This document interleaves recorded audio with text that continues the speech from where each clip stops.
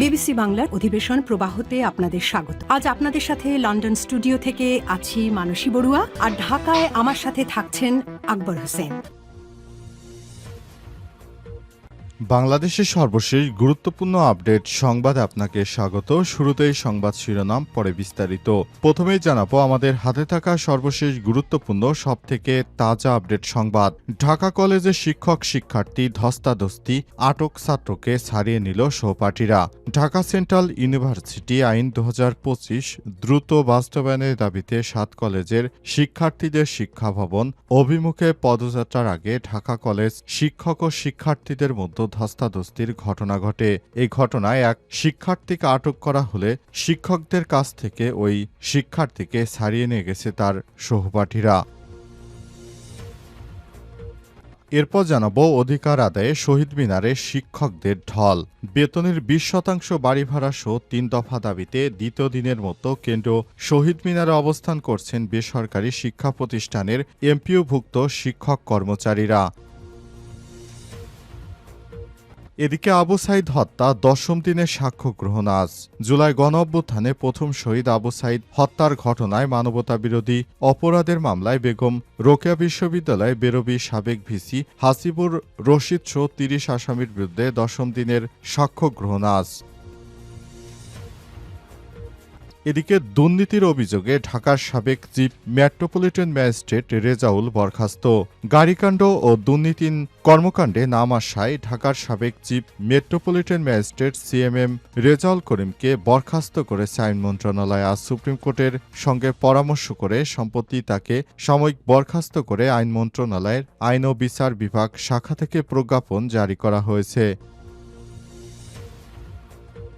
এবং সর্বশেষ জানাবো ইসরায়েলে পৌঁছেছেন ডোনাল্ড ট্রাম্প। সংক্ষিপ্ত সফরে ইসরায়েলে পৌঁছেছেন মার্কিন প্রেসিডেন্ট ডোনাল্ড ট্রাম্প। বিমানবন্দরে তাকে স্বাগত জানান ইসরায়েলের প্রধানমন্ত্রী বেঞ্জামিন নেতানিয়াহু ও শীর্ষ কর্মকর্তারা। তারা ডোনাল্ড ট্রাম্পকে পেয়ে আবেগতুলিত হয়েছে। প্রিয় দর্শক, এতক্ষণ শুনছিলেন সংবাদ শিরোনাম, এবারে বিস্তারিত।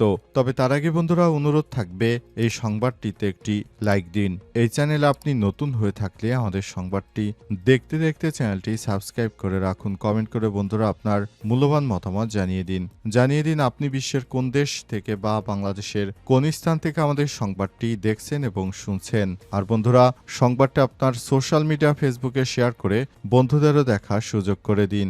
গাজা যুদ্ধে আপনি যদি নিরীহ ফিলিস্তিনিদের ভালোবেসে থাকেন, কমেন্টে ইয়েস লিখে বিশ্ববাসীকে জানিয়ে দিন। এবারে বিস্তারিত। ঢাকা কলেজে শিক্ষক শিক্ষার্থী ধস্তাধস্তি, আটক ছাত্রকে ছাড়িয়ে নিল শিক্ষার্থীরা। ঢাকা সেন্ট্রাল ইউনিভার্সিটির আইন ২০২৫ দ্রুত বাস্তবায়নের দাবিতে ৭ কলেজের শিক্ষার্থীদের শিক্ষা ভবন অভিমুখে পদযাত্রার আগে ঢাকা কলেজ শিক্ষক ও শিক্ষার্থীদের মধ্যে ধস্তাধস্তির ঘটনা ঘটে। সোমবার বেলা ১১টার দিকে ঘটনা ঘটে। প্রত্যক্ষদর্শী সূত্র থেকে জানা গেছে, সকাল থেকে ঢাকা কলেজ প্রাঙ্গণে শিক্ষার্থীরা ঢাকা সেন্ট্রাল ইউনিভার্সিটি রূপান্তর আন্দোলনের অংশ হিসেবে জড়ো হচ্ছিলেন। একই সময় কলেজের শিক্ষকরা শহীদ মিনার সংলগ্ন এলাকায় অবস্থান নেন। এ সময় দুই পক্ষের মধ্যে বাকবিতণ্ডা শুরু হয়। এক পর্যায়ে সমাজবিজ্ঞান বিভাগের ২০২২-২৩ শিক্ষাবর্ষের শিক্ষার্থী ফরাদ রেজা শিক্ষকদের উদ্দেশ্যে দালাল মন্তব্য করেন। এই ঘটনার পর শিক্ষক ও শিক্ষার্থীদের মধ্যে ধস্তাধস্তি শুরু হয়। এক পর্যায়ে উভয় পক্ষের মধ্যে ধাক্কাধাক্কি শুরু হয়। তারপর একে অপরের সঙ্গে হাতাহাতি শুরু হয়। এ অবস্থায় শিক্ষক ও শিক্ষার্থীদের মধ্যে উত্তেজনা বৃদ্ধি পায়।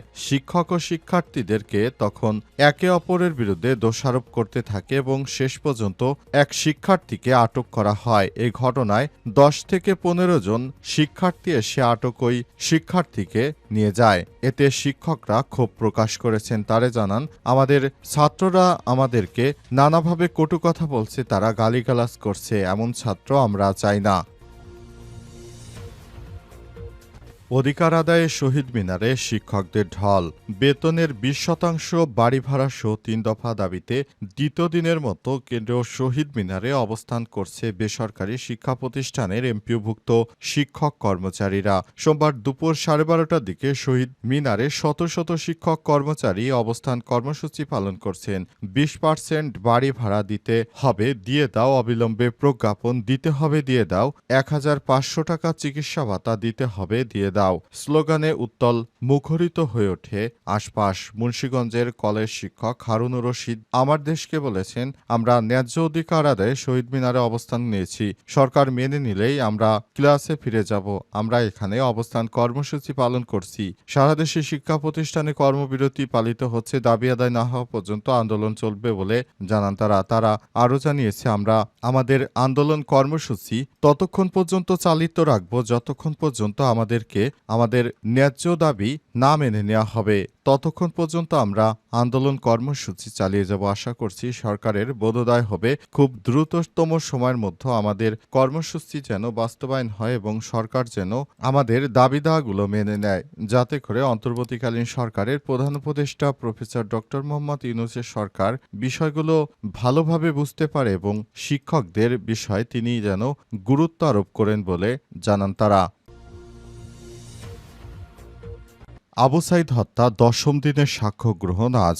জুলাই গণ অভ্যুত্থানের প্রথম শহীদ আবু সাইদ হত্যার ঘটনায় মানবতাবিরোধী অপরাধের মামলায় বেগম রোকেয়া বিশ্ববিদ্যালয় বেরবি সাবেক ভিসি হাসিবুর রশিদসহ 30 আসামির বিরুদ্ধে 10ম দিনের সাক্ষ্য গ্রহণ আজ। ট্রাইব্যুনাল 2-এর চেয়ারম্যান বিচারপতি নজরুল ইসলাম চৌধুরীর নেতৃত্বাধীন 3 সদস্যের বিচারিক প্যানেল এই সাক্ষ্য গ্রহণের কথা রয়েছে। গত 6 অক্টোবর 9ম দিনের সাক্ষ্য গ্রহণ ও জেরা শেষ হয়। পরবর্তী সাক্ষ্য গ্রহণের জন্য আজকের দিন ধার্য করা হয়। ওই দিন জবানবন্দি দেন পুলিশের 2 উপপরিদর্শক। তারা হলেন এসআই রফিক ও এসআই রায়হানুল রাজ দুলাল।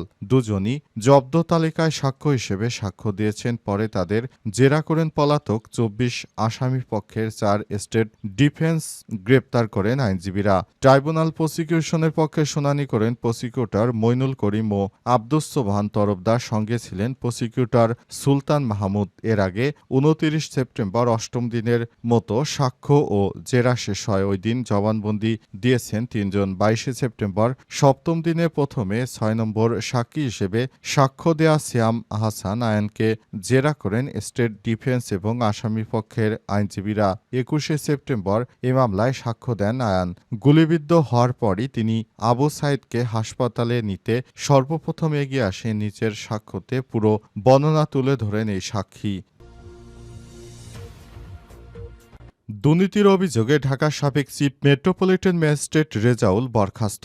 গাড়িকাণ্ড এবং দুর্নীতিতে নাম আসায় ঢাকার সাবেক chief metropolitan magistrate CMM Rezaul করিমকে সাময়িক বরখাস্ত করেছে আইন মন্ত্রণালয়। সুপ্রিম কোর্টের সঙ্গে সম্পর্ক পরামর্শ করে সম্প্রতি তাকে সাময়িক বরখাস্ত করে আইন মন্ত্রণালয়ের আইন ও বিচার বিভাগ শাখা থেকে প্রজ্ঞাপন জারি করা হয়েছে। আজ তাকে বরখাস্তের বিষয়টি প্রকাশ্যে আসে। এর আগে গত বছরের 25 সেপ্টেম্বর এই বিচারকের বিরুদ্ধে গাড়িকাণ্ড ও দুর্নীতির অভিযোগে প্রতিবেদন প্রচার করেছিল চ্যানেল 24। সেখানে উঠে আসে এই বিচারকের এক আসামির আলামতের গাড়ি ডিবি হেফাজত থেকে নিয়ে ব্যবহারের তথ্য। সেই সঙ্গে প্রকাশ্যে আসে আইন মন্ত্রণালয়কে না জানিয়ে গৃহায়ন এবং গণপূর্ত মন্ত্রণালয় থেকে পূর্বাঞ্চলে 7.5 কাঠা প্লট নেয়ার তথ্য।